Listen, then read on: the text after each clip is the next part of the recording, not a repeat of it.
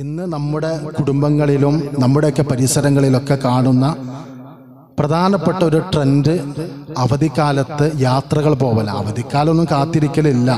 Weekend കിട്ടിയാലും ഇനി ഒരു അനുകൂല സമയം കിട്ടിയാൽ തന്നെ ഒരു ടൂർ പോവുക എന്നതൊക്കെ ഇന്നതൊരു ട്രെൻഡാണ്. ഒറ്റക്കും കൂട്ടായും കുടുംബസമേതം ഒക്കെ ടൂർ പോകുന്ന ഒരു രീതി അതിന്ന് വളരെ വ്യാപകമായ, അതിനുവേണ്ടി എല്ലാ അർത്ഥത്തിലുമുള്ള അഡ്ജസ്റ്റ്മെൻറ്റിന് ആളുകൾ തയ്യാറാവുന്നൊരു കാലമാണ്. അപ്പോൾ ടൂറ് പോകുന്നതിൽ ഇസ്ലാമികമായി പ്രത്യേകിച്ച് വിലക്കുകളൊന്നുമില്ലെങ്കിലും ഓരോരുത്തർക്കും അവരവരുടെ ജീവിത സാഹചര്യം അനുസരിച്ച് മതം അനുവദിച്ച വിനോദങ്ങൾ, മതം അനുവദിച്ച ആസ്വാദനങ്ങൾ, അതിൻ്റെ ഭാഗമായി അവർ അത്തരം കാര്യങ്ങൾ ചെയ്യുന്നതിലൊന്നും കുഴപ്പമില്ല. പക്ഷേ ഈ അവധിക്കാലങ്ങളിൽ ഇത്തരം യാത്രകൾ നടത്തുന്ന ആളുകൾ ഗൗനിക്കേണ്ട 7 കാര്യങ്ങൾ. ഒന്നാമത്തേത്, എവിടെയായിരുന്നാലും ഇസ്ലാമികമായ വിധിവിലക്കുകൾ നമ്മൾ പാലിക്കുക. പള്ളിയിലാണെങ്കിൽ മാത്രം, അല്ലെങ്കിൽ നമ്മളെ നാട്ടിലുള്ള നമ്മളെ വീട്ടിൽ മാത്രം ഒന്ന് ശ്രദ്ധിക്കുക, പുറത്തായ എങ്ങനെയാവാം എന്ന അവസ്ഥ ഉണ്ടാകാൻ പാടില്ല. 2, പൊതുവെ യാത്രകൾ വാഹനത്തിലാണ്. വാഹനത്തിൽ കയറുമ്പോൾ യാത്രയുമായി ബന്ധപ്പെട്ട നബി സല്ലല്ലാഹു അലൈഹി വസല്ലമ പഠിപ്പിച്ച പ്രാർത്ഥനകൾ നമ്മൾ പ്രാർത്ഥിക്കുക. അത് നമ്മുടെ കൂടെയുള്ളവരൊക്കെ പ്രാർത്ഥിക്കുന്നു എന്ന് ഉറപ്പുവരുത്തുക. സുബ്ഹാനല്ലദീ സഖറ ലനാ ഹാദാ വമാ കുന്നാ ലഹു മുഖ്രിനീൻ വഇന്നാ ഇലാ റബ്ബിനാ ലമുൻഖലിബൂൻ. ഈ വാഹനം ഞങ്ങൾക്ക് കീഴ്പ്പെടുത്തി തന്ന്, യാത്രക്ക് സജ്ജമാക്കി തന്ന്, ഈ അനുഗ്രഹങ്ങൾ ഞങ്ങൾക്ക് ഒരുക്കി തന്ന അല്ലാഹുവേ, നീ ഞങ്ങളോട് കരുണ കാണിക്കണമേ. നീ അനുഗ്രഹ സമ്പൂർണനാണ്, നിന്നിലേക്കാണ് ഞങ്ങളുടെ മടക്കം എന്ന വിശാലമായ ആശയമുള്ള പ്രാർത്ഥനകൾ, അതായത് പ്രാർത്ഥനകളിലൂടെ ആയിരിക്കണം നമ്മുടെ സഞ്ചാരം. 3-ാമത്തെ കാര്യം, നമസ്കാരത്തിൻ്റെ സമയമായാൽ നിസ്കരിക്കണം. യാത്രക്കാർക്ക് ഖസ്ർ അടക്കമുള്ള ആ സംവിധാനത്തിലുള്ള ഇളവുകൾ മതത്തിലെ വിധികളാണ്. ആ വിധികൾ ആവശ്യമാകുന്ന ഘട്ടങ്ങളിൽ ഉപയോഗപ്പെടുത്തുക. ഏതായാലും നമസ്കാരം പാഴാവുന്ന, നഷ്ടപ്പെടുത്തുന്ന, ഉപേക്ഷിക്കുന്ന ഒരു സാഹചര്യം ഒരിക്കലും പാടില്ല. 4-ാമത്തെ കാര്യം, നമ്മുടെ പണം ദൂർത്തടിച്ച് കളയുന്ന സാഹചര്യം ഉണ്ടാവരുത്. നമ്മളെ പണം അത് നമ്മുടെ സ്വപ്നങ്ങളും ആഗ്രഹങ്ങൾക്കും ഇഷ്ടങ്ങൾക്കും വേണ്ടി മാത്രമല്ല, നമ്മുടെ കൂടപ്പിറപ്പുകളെ, നാട്ടിലുള്ള പലരെയും ചേർത്ത് പിടിക്കാൻ കൂടിയുള്ളതാണ് നമ്മുടെ പണം. സ്വതക്കകൾ നൽകാൻ, കടം നൽകി സഹായിക്കാൻ, സമ്മാനങ്ങളായി ഹദിയകൾ നൽകാനൊക്കെ നമ്മുടെ സമ്പത്തിൻ്റെ ഒരു ചെറിയ വിഹിതമെങ്കിലും മാറ്റിവെക്കുന്ന രീതികൾ നമുക്കുണ്ടാവണം. ടൂറടിച്ച് പോക്കറ്റ് കാലിയായി ഇനി എനിക്കൊന്നും ചെയ്യാൻ കഴിയൂല എന്ന് പറയുന്ന ഒരു രീതി നമ്മുടെ ഒരു സംസ്കാരത്തിന് യോജിച്ചതല്ല എന്ന് ഓർക്കുക. 5-ാമത്തെ കാര്യം, അപകടങ്ങൾ വരുത്തി വെക്കാതിരിക്കുക. അപ്പം അപകടങ്ങൾ തന്നെ ഇന്ന് 2 തരാണ്.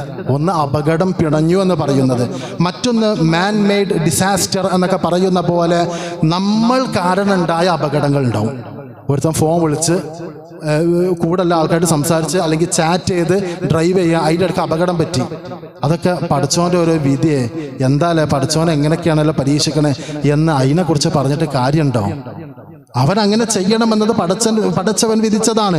പക്ഷെ ആ പണി ചെയ്തതാര? അവൻ്റെ പോരായ്മയാണ്, അവൻ്റെ നിരുത്തരവാദിത്താണ് എന്ന് നമുക്കറിയാവുന്നത് പോലെ യാത്രാവേളകളിൽ നമ്മൾ ജാഗ്രത കാണിക്കുക. പ്രത്യേകിച്ച് അമിത വേഗത, വളവുകളിൽ, മഴയുള്ള സന്ദർഭങ്ങളിൽ അമിത വേഗത നമ്മൾ ഒരിക്കലും തന്നെ നമുക്ക് യോജിച്ചല്ല. ഒന്ന്, നമ്മുടെ നാട്ടിലുള്ള വാഹനങ്ങൾക്ക് വലിയ വേഗതയിൽ പോകാനുള്ള കപ്പാസിറ്റി ഇല്ല. വേഗത ഉണ്ടെങ്കിൽ തന്നെ അത് നിയന്ത്രണ വിധേയമാക്കാവുന്ന ഏത് ABS സിസ്റ്റം ആണെങ്കിലും പതറാതെ വണ്ടി പിടിച്ചു നിർത്തുവാനുള്ള ശേഷി നമ്മുടെ നാട്ടിലെ റോഡിൻ്റെ ഫ്രിക്ഷനും റോഡിൻ്റെ വളവും ആ ഭൂമിശാസ്ത്രപരമായ കയറ്റിറക്കങ്ങളിലൊക്കെ വലിയ പ്രയാസമാണ്. അതുകൊണ്ട് വേഗത ഗൗരവപ്പെട്ടതാണ്. ഞാൻ മുമ്പ് ഈ പള്ളിയിലെ ഖുത്ബയിൽ പറഞ്ഞു എന്നാണ് ഞാൻ ഓർക്കുന്നത്. സൗദി അറേബ്യയിലൊക്കെ വളവും തിരിവുമില്ലാത്ത ദീർഘമായ പാതകൾ, ആ പാതകളിൽ പോലും സ്പീഡ് ലിമിറ്റ് അതിൻ്റെ ബോർഡ് നിശ്ചയിച്ചിട്ടുണ്ടാവും. എന്നിട്ട് അവിടെ പണ്ഡിതന്മാരുടെ ചില ഫത്വകളുടെ ഉദ്ധരണികൾ എഴുതിയിട്ടുണ്ട്. എന്താണെന്നറിയോ?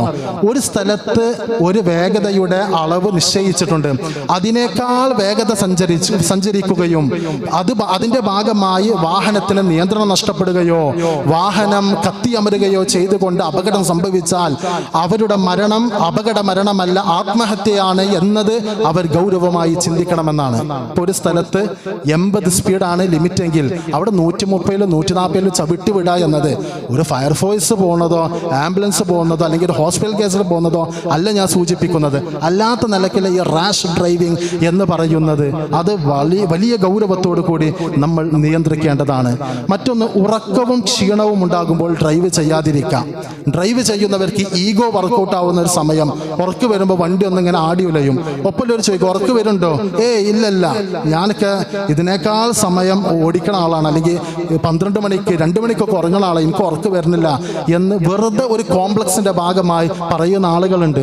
അയാളുടെ ഈഗോക്ക് വില നൽകേണ്ടി വരാ അയാളുടെ കൂടപ്പിറപ്പുകളായിരിക്കും. അപ്പൊ ചില ആൾക്കാരെ മരണത്തെക്കുറിച്ച് നമ്മൾ പറയും, മരിച്ചതിന്റെ പേരിൽ കുടുംബക്കാർ സങ്കടപ്പെടാല്ലാതെ ആ സങ്കടത്തിന് അവൻ അർഹനല്ലായിരുന്നു എന്ന് ചില മരണങ്ങളെ കുറിച്ച് ചിലരൊക്കെ പറയുന്നതൊക്കെ പറയാൻ പറ്റുമെന്നത് മറ്റൊരു വിഷയം. പക്ഷെ അങ്ങനെയൊക്കെ പറയിപ്പിക്കുന്ന ഒരു മരണം ഒരിക്കലും തന്നെ ശരിയല്ലല്ലോ, അത് നമ്മൾ ഗൗനിക്കണം. 6ാമത്തെ കാര്യം, ഇപ്പൊ ഓടിക്കൊണ്ടിരിക്കുന്ന വാഹനങ്ങൾക്ക് തീ പിടിച്ച് യാത്രക്കാർ കത്തിയമർന്ന കാഴ്ചകൾ കോഴിക്കോടടക്കം നമ്മുടെയൊക്കെ നാട്ടിൻപുറങ്ങളിൽ ഈ മോങ്ങത്ത് വാഹനം കത്തിയത്, അരീക്കോടും മലപ്പുറത്തുമൊക്കെ അത്തരം ഒരുപാട് അപകടങ്ങൾ നമ്മൾ കാണുന്നുണ്ട്. അതുകൊണ്ട് നമ്മൾ ഉപയോഗപ്പെടുത്തുന്ന കാര്യങ്ങളുടെ സുരക്ഷ നമ്മൾ ശ്രദ്ധിക്കണം. ഇപ്പൊ മദീനത്തൊരു വീട്ടിൽ തീ പടർന്ന് അപകടം പിണഞ്ഞപ്പോൾ റസൂൽ സല്ലല്ലാഹു അലൈഹി വസല്ലം പറഞ്ഞത്, രാത്രി സമയത്ത് നിങ്ങൾ ഉറങ്ങുമ്പോൾ വിളക്ക് അണക്കണമെന്നാണ്. അപകട സാധ്യതകൾക്കുള്ള യാതൊരു ക്രമവും നമ്മുടെ വീടുകളിൽ, താമസ സ്ഥലങ്ങളിൽ, നമ്മുടെ ചുറ്റുപാടുകളിൽ ഉണ്ടാകരുത് എന്നാണ്. അപ്പൊ നമ്മുടെ വാഹനത്തിന്റെ ടയറ്, അതിന്റെ ബ്രേക്ക്, അതിന്റെ എൻജിൻ കണ്ടീഷന്, അതൊക്കെ നമ്മൾ കൃത്യമായി ശ്രദ്ധിക്കണം. അതിലൊക്കെ നമ്മുടെ ഒരു ശ്രദ്ധ ഉണ്ടാവണം. 7ാമത്തെ കാര്യം, ഈ വിനോദങ്ങൾക്കും ആസ്വാദനങ്ങൾക്കും അള്ളാഹു ഹറാമാക്കിയ കാര്യങ്ങൾ അടുപ്പിക്കാതിരിക്കാം. ദീന് ഇന്നൽ ഹലാല ബയ്യിൻ വ ഇന്നൽ ഹറാമ ബയ്യിൻ, ഹലാലും ഹറാമും കൃത്യമായി അറിയിക്കപ്പെട്ടിട്ടുണ്ട്. അതിൽ ഹറാമിന്റെ പരിധിയിൽ തന്നെ വരുന്ന ഒരുപാട് മേഖലകളുണ്ട്. ആ മേഖലകൾ ആസ്വാദനങ്ങളുടെ, വിനോദങ്ങളുടെ ഭാഗമായി ഒരു ടേസ്റ്റ് നോക്കാൻ, ആ ഭക്ഷണം ഒന്ന് ചവച്ച് നോക്കാൻ, അതല്ലെങ്കിൽ അതൊന്ന് കേട്ടു നോക്കാൻ, അതൊന്ന് ആസ്വദിക്കാൻ, അതിൻ്റെ ഒരു സുഖമറിയാൻ, അതിൻ്റെ ഒരു ആനന്ദം അറിയാൻ എന്ന നിലയ്ക്ക് ദീനിൽ നിഷിദ്ധമായ കാര്യങ്ങൾ ഒരു കാരണവശാലും നമ്മുടെ ജീവിതത്തിൽ ഒരു ടൂർ പോയതിൻ്റെ പേരിൽ ഉണ്ടാകാൻ പാടില്ല. പ്രത്യേകിച്ച് മുതിർന്ന കുട്ടികൾക്കൊക്കെ ഒരു ടൂർ പോകുന്നതോടുകൂടി ഒരു പ്രേമവും പ്രണയമൊക്കെ മുട്ടിട്ട് പൂവിരിഞ്ഞ് പ്രശോഭിക്കുന്ന അവസ്ഥകൾ പല ടൂറുകളുടെയും ബാക്കി പത്രമായി ഉണ്ടാവാറുണ്ട്.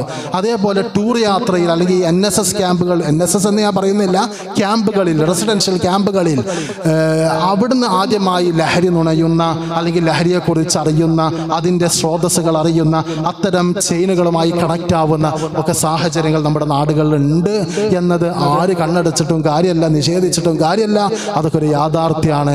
അതുകൊണ്ട് ആ കാര്യങ്ങളിലൊക്കെ സജീവമായ ശ്രദ്ധ നമുക്കുണ്ടാവണം. അല്ലാഹു സുബ്ഹാനഹു വ തആല അവനിഷ്ടപ്പെടുന്ന ജീവിതക്രമവുമായി മുന്നോട്ട് പോകുവാൻ നമുക്ക് ഓരോരുത്തർക്കും തൗഫീഖ് നൽകി അനുഗ്രഹിക്കുമാറാകട്ടെ.